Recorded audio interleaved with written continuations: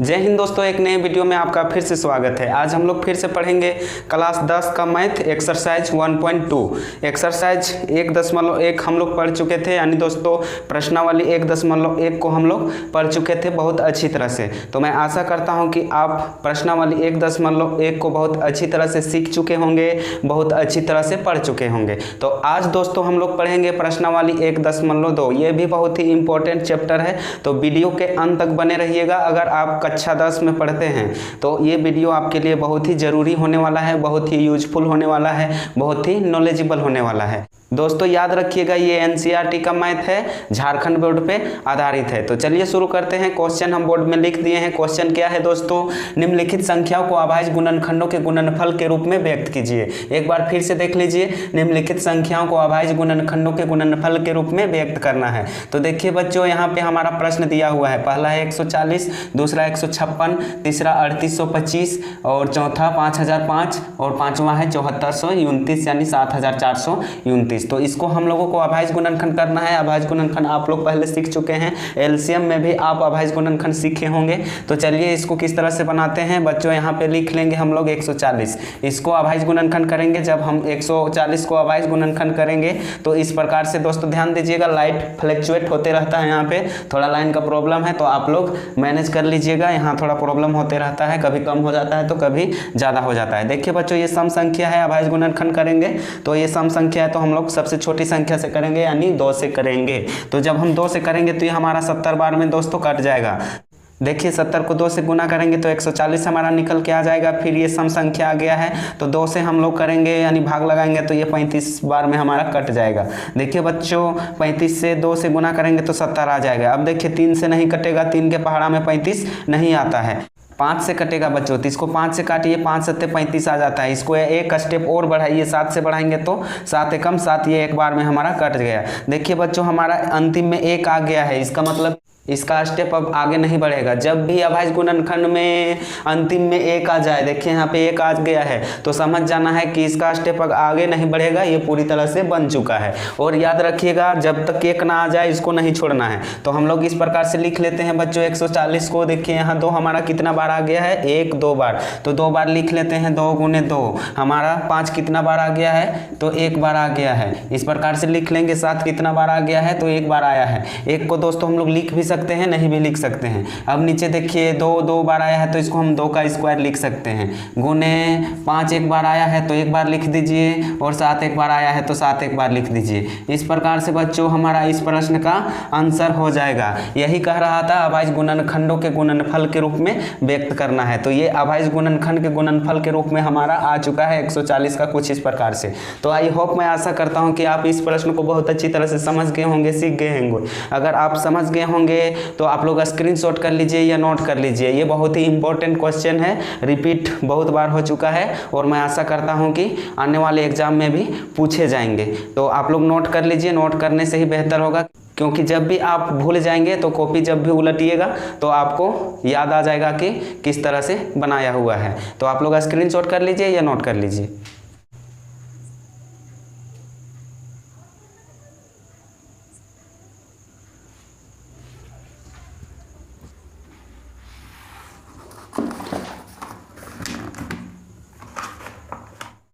अब चलिए दोस्तों चलते हैं दूसरे नंबर क्वेश्चन की ओर। दूसरा नंबर क्वेश्चन हमारा 156 है। 156 को भी हम लोग अभाज्य गुणनखंड के रूप में तोड़ेंगे। तो देखिए किस प्रकार से हम लोग तोड़ लेते हैं बच्चों। इस प्रकार से 156 यहाँ पे लिख लेते हैं, इसको तोड़ेंगे। 156 ये सम संख्या है, तो 2 से कटेगा। देखिए 2 सती 14 हो जाएगा, यहाँ 1 बचा तो 2 8 16 हो जाएगा। 78 को 2 बार गुना करेंगे तो 156 हमारा आ जाएगा।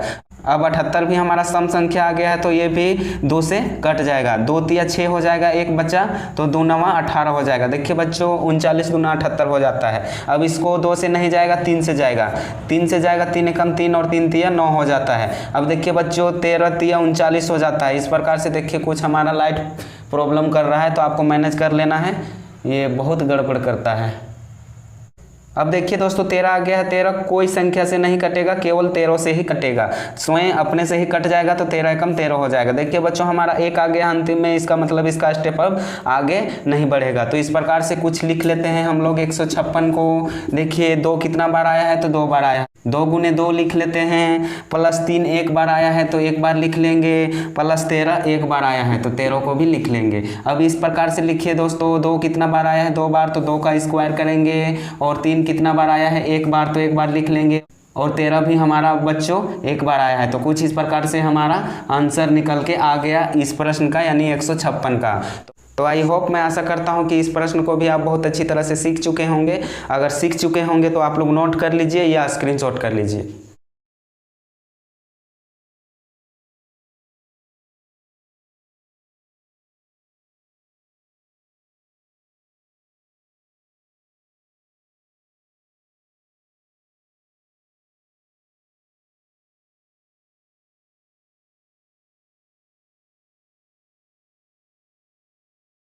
अब चलिए दोस्तों आगे बढ़ते हैं तीसरे नंबर क्वेश्चन की ओर। तीसरा नंबर क्वेश्चन है हमारा 3825 यानी 3825।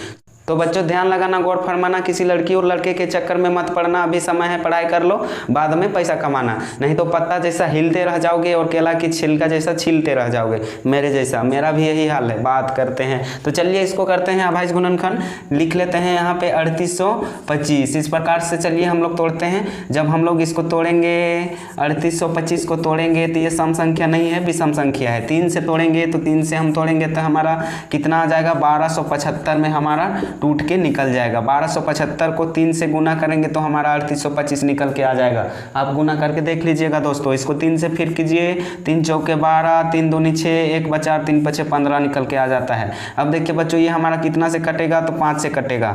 25 8 40 हो जाता है, 2 बच्चा, तो 5 पचे 25 हो जाएगा। 85 आया, फिर 5 से जाएगा। जब भी कोई संख्या के अंतिम में 5 रहे तो 5 से कटता है। तो 5 एकम 5, यहाँ बचा 3, 5 सत्ते 35, 17 आ गया। 17 कोई संख्या से नहीं कटेगा, ये समय से कटेगा, तो 17 एकम 17 आ जाएगा। अब देखिए बच्चों लास्ट में 1 आ गया है, इसका मतलब इसका स्टेप अब आगे नहीं बढ़ेगा, ठीक है, ये यहीं तक सीमित रह जाएगा। तो इसको हम लोग कुछ इस प्रकार से लिख लेते हैं 3825।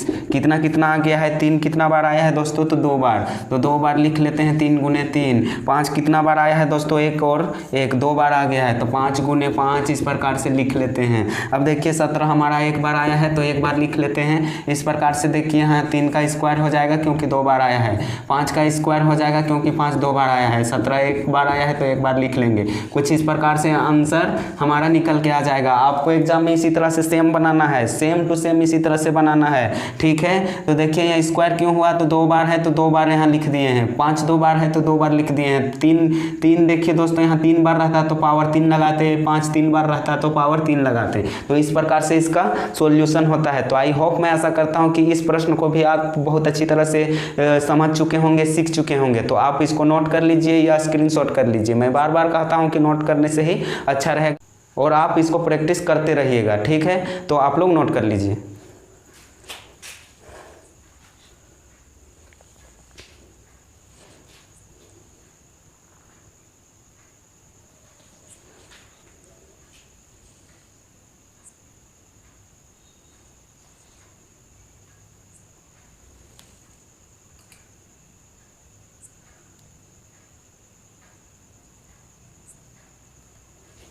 अब चलिए दोस्तों आगे बढ़ते हैं अगले क्वेश्चन की ओर। अगला क्वेश्चन है हमारा 5005। मैं आशा करता हूं कि जितना भी क्वेश्चन मैंने बताया वो आप अच्छी तरह से समझ गए होंगे, अच्छी तरह से सीख गए होंगे। तो देखिए दोस्तों इसका हल होगा, हम लोग इस प्रकार से सेम लिख लेते हैं। कुछ इस प्रकार से लिख लीजिए। यहाँ पे 5005 है तो इसको भी हम लोग करेंगे दोस्तों अभाज्य गुणनखंड, इसको करेंगे। तो 5005 को जब हम लोग अभाज्य गुणनखंड करेंगे तो ये 5 से जाएगा क्योंकि ये विषम संख्या है और अंतिम में हमारा 5 है। तो 5 से करेंगे तो 5 एकम 5 कट जाएगा, एक बार में 2 0 होगा, 5 एकम 5 हो जाएगा। अब ये दोस्तों कितना में कटेगा, तो 7 में कटेगा। 7 एकम 7 हो जाएगा, यहाँ 3 बचा, 7 चौके 28 हो जाएगा, 2 बचा तो यहाँ 21 हो गया, तो 7 या 21 हो जाएगा हमारा इस प्रकार से।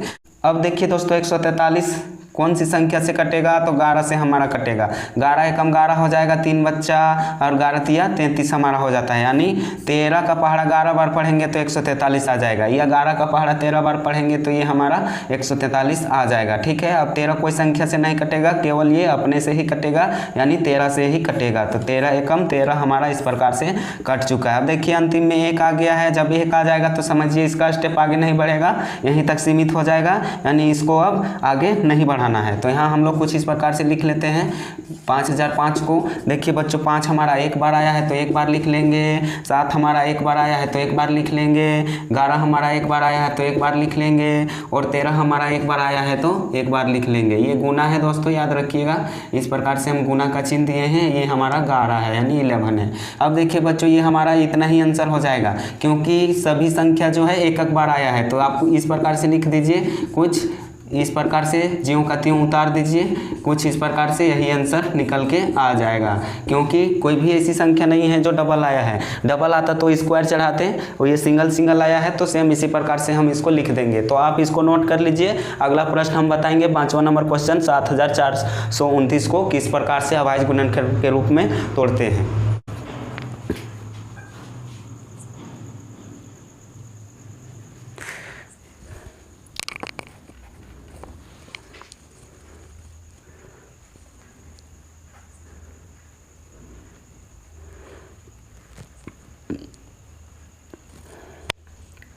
तो चलिए दोस्तों बढ़ते हैं 5वें नंबर क्वेश्चन की ओर। सेम उसी तरह लिख लीजिए, यहाँ 7429 हम लोग लिख लिए हैं। इस प्रकार से इसको अभाज्य गुणनखंड करेंगे, यानी 7429 भी बोल सकते हैं इसको। हम लोग 17 से करेंगे, ये 2 से नहीं जाएगा क्योंकि विषम संख्या है, सीधे 17 से कटेगा। तो ये 437 बार में हमारा पूरा पूरी से कट जाएगा। 437 को हम लोग गुना करेंगे 17 से, तो इतना हमारा निकल के आ जाएगा। आप गुना करके देख लीजिएगा, मेरे भरोसे मत रहिएगा, हमसे भी गलती हो सकता है, हम भी आदमी हैं, ठीक है, हम भगवान नहीं है दोस्तों। आप लोग चेक करते जाइएगा, इसको 437 को गुना करेंगे 17 से तो इतना आना चाहिए, चेक करने के लिए। या 17 से गुना कीजिए 437 से तो इतना आना चाहिए। अगर इतना नहीं आता है तो समझिए प्रश्न हमारा गलत है, और इतना आ जाता है तो समझिए प्रश्न हमारा सही हो रहा है। अब 437 कितना के पहाड़ा में कटता है, तो 19 के पहाड़ा में हमारा कट जाएगा।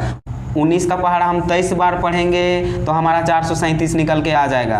ये गाड़ी वाला को शर्म आना चाहिए, हम यहाँ पढ़ा रहे हैं और उधर टिक टाक पिक पाक करते जा रहा है रोड, गधा कहीं का। समझना चाहिए, यहाँ बच्चा सबका डिस्टर्ब होता है रोड में, पाई पुई यही समय मिलल रहता है। देखिए 19 का पहाड़ा हम 23 बार पढ़ेंगे तो 437 हमारा निकल के आ जाएगा। अब 23 जो है बच्चों कोई संख्या से नहीं कटता है, ये समय से कटेगा 23 से, 23 से कम 23 हो जाएगा। कुछ इस प्रकार से 1 आ गया है, अब इसका स्टेप आगे नहीं बढ़ेगा, हम पहले बता चुके हैं, ज़्यादा बताने की ज़रूरत नहीं है। तो कुछ इस प्रकार से हम लिख लेते हैं 7429 को। देखिए बच्चों हमारा 17 1 बार आया है तो 1 बार लिख लेंगे, ज़्यादा लिखने की ज़रूरत नहीं है। 19 1 बार आया है तो 19 को 1 बार लिख लेंगे, और 23 1 बार आया है तो 1 बार लिख लेंगे, कुछ इस प्रकार से, है ना। अब यही हमारा आंसर हो जाएगा, क्योंकि सभी संख्या 1 बार ही आया है, डबल नहीं आया है। डबल आता तो स्क्वायर चढ़ाते हैं, 3 बार आता है तो पावर 3 लिखते हैं, तो 1 ही बार आया है, सिंगल आया है तो कुछ इस प्रकार से ज्यों का त्यों उतार दीजिए, आंसर हमारा आ जाएगा। एग्जाम में भी बच्चों आप लोगों को इसी तरह से बनाना है, सेम टू सेम। तो मैं आशा करता हूं कि आप इस प्रश्न को बहुत अच्छी तरह से समझ गए होंगे। इस चैप्टर का क्वेश्चन को बहुत ही आसान है, हलवा है, ठीक है। तो आप लोग मेहनत करते रहिएगा। आज हम लोग क्वेश्चन नंबर एक्सरसाइज 1.2 का, यानी प्रश्नावली 1.2 का, क्वेश्चन नंबर 1 का, क्वेश्चन 1 2 3 4 और 5 बता चुके हैं। तो अगले दिन मिलेंगे, ठीक है। तब तक के लिए आप लोग स्क्रीनशॉट कर लीजिए या नोट कर लीजिए। बच्चों अगर आप लोगों को समझ में नहीं आता होगा तो कॉमेंट कीजिएगा वीडियो में, मैं और अच्छी तरह से बताने का प्रयास करूँगा। अगर जो क्वेश्चन आप लोगों को समझ में नहीं आता है तो कॉमेंट बॉक्स में जाके लिख दीजिएगा कि सर हमको ये चीज़ समझ में नहीं आया है, मैं दूसरे दिन एक्सप्लेन करके फिर से बता दूंगा। तब तक के लिए आप लोगों को धन्यवाद, प्रणाम। और मैथ के डर से आप लोगों को हो जाता है चिकनी जाम, ये मुझको पहले से पता है। अगर आप लोगों को पढ़ने का मन नहीं लगता है तो रोड में जाके नाचो, और जब परीक्षा में फेल हो जाइएगा ना तो गाल मुंह चाटो, इस तरह से बात करते हैं। नोट कर लीजिए और प्रैक्टिस कीजिएगा। एक क्वेश्चन के कम से कम 5 से 10 बार बनाइएगा, ठीक है। मैथ जो है दोस्तों मेहनत करने की ज़रूरत है, प्रैक्टिस करने की ज़रूरत है, अन्यथा आप भूल जाइएगा। प्रकृति का नियम है कि आप जितना जल्दी याद करेंगे उतना ही जल्दी आप भूल जाइएंगे। जितना रगड़ेंगे आप कॉपी में उतना ही आपको याद रहेगा, माइंड में सेट रहेगा। तो चलिए आज के लिए इतना ही। थैंक यू, धन्यवाद।